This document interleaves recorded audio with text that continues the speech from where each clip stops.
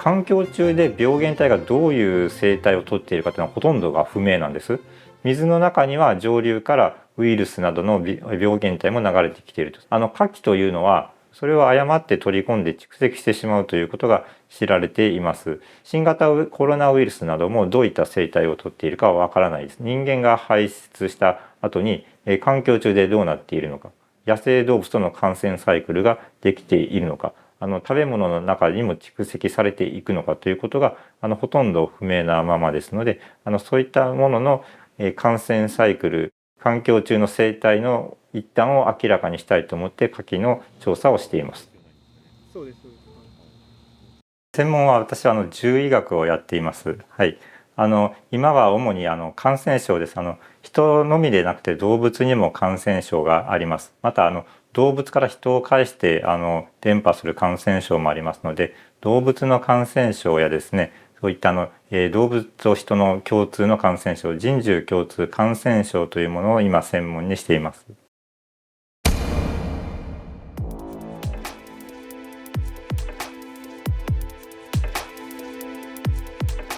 口蹄疫というのは牛や豚、羊などに伝播する動物の感染症です。これは日本では長らく根絶されていて100年近く発生はありませんでした。明治以来長らく発生はなかったんです。これは牛であれば例えばひづめやですね口の中、こういったところに水疱ができてしまうと痛みを伴うわけですけども、あと伝播力が非常に強いということが知られています。基本再生産指数というものが口蹄疫では30と言われています。世界で知られている病原体の中でこの値が最も大きいというものになります。最初の初期の封じ込めに失敗してしまいますと地域の中であっという間に広がってしまう、国の中でも広がってしまうということがありますので、早期に見つけて早期に封じ込めるということが重要になってきます。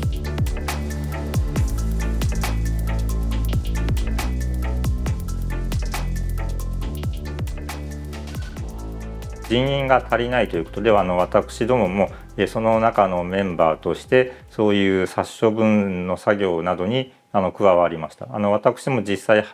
発生現場の農場などに行ってそういった作業に従事したことがあります。これはとても非常に悲しい思いというかですね、やりきれない思いをしました。通常農家では牛を飼って育ててですね、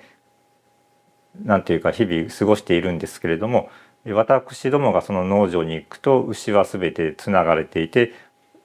安楽殺をするための注射を待っているというそういう状況ですね。普段は治療をしたりして何日か経ったら往診をするということを繰り返すんですけども、その時ばかりはもうなんというか普段ではありえない異常な状況ですね。農家の方々もすごく悲しい思いをしているわけですね。そういう殺処分をその地域でしなければならないという決まった以上は農家の方々もそれに協力せざるを得ない。私どももそれを粛々と行わなければいけないという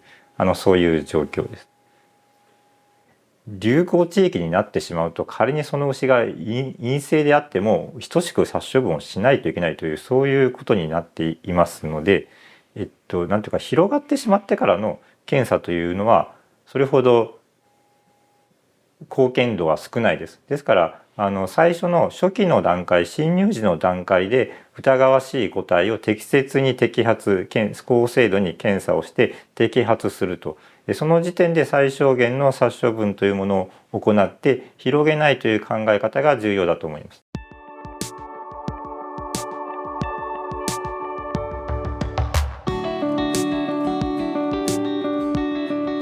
通常の診断法は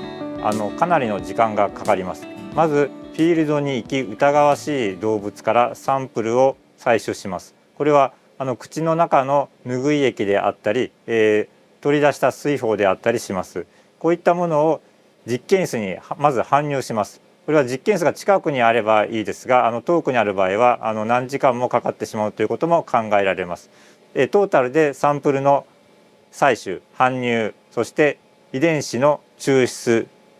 増幅、検出、これが5時間ぐらい短く見積もっても4時間から5時間は必要とされてしまいます。これに対して疑わしい動物を見つけた場合、その場で採取をして、もしその場で検査をすることができれば、迅速な早期発見と早期封じ込めに供することができると考え、このような方法を考案し、現在も開発改良を続けています。お見せいたしたいと思います。このような保冷剤が入った箱にあらかじめ試薬などを用意しておきます。このような試薬を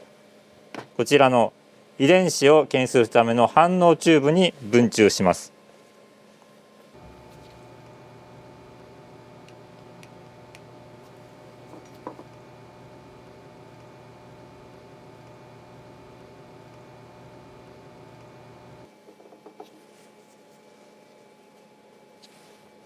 ここで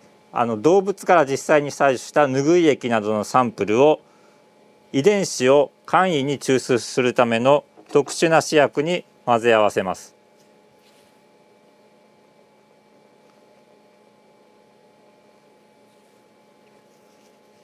このように混和することで簡易にサンプル中の遺伝子を抽出することができます。この抽出した遺伝子を先ほどの反応試薬に混和します。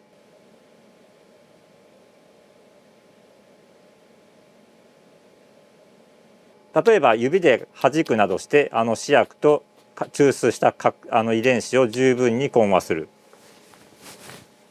チューブの壁についたようなものは手で振ることで下に沈めることができます。このようにして混和しましたサンプルからの抽出された遺伝子と遺伝子の増幅試薬、これをこのような簡単に持ち運ぶことができる遺伝子の増幅検出機器にセッティングします。このように反応させることであって、明確な陽性であれば10分以内、ウイルス量の少ない微妙なサンプル、弱陽性のようなサンプル、あるいは陰性のサンプルであれば30分以内に結果の判定が可能となります。このような形で従来の実験室で行う必要があった煩雑で時間のかかる検査をフィールドでも簡易迅速かつ高感度に実現するような研究開発を続けています。子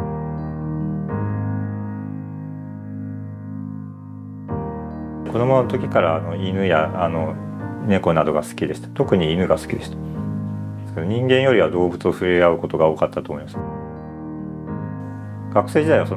いわゆるバックパッカーというものをしておりまして、海外のさまざまな国を単独で訪問しました。東南アジアであればタイ、あとはインド、ネパール、中国、オーストラリアに行ったり、アメリカ、メキシコ、ガテマラ、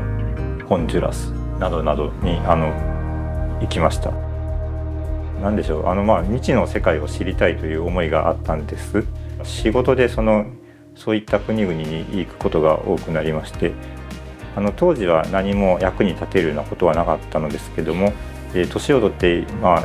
ろんなことを覚えたりしますとそれでお役に立てることもあるという、若さは失ってしまうんですけど、なんていうかそういう部分でですね、恩返し的に役に立てることもあるんだなと思っています。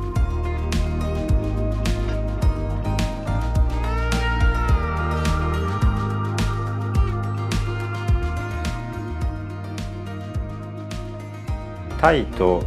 タンザニアとブラジルですね、これらの国々で、デモンストレーションや原理の説明などをしに行きました。これはただ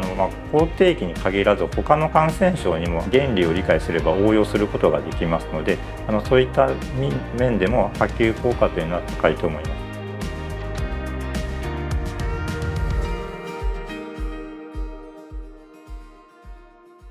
これはもう様々です。タイでは口蹄疫ですし、今ベトナムでは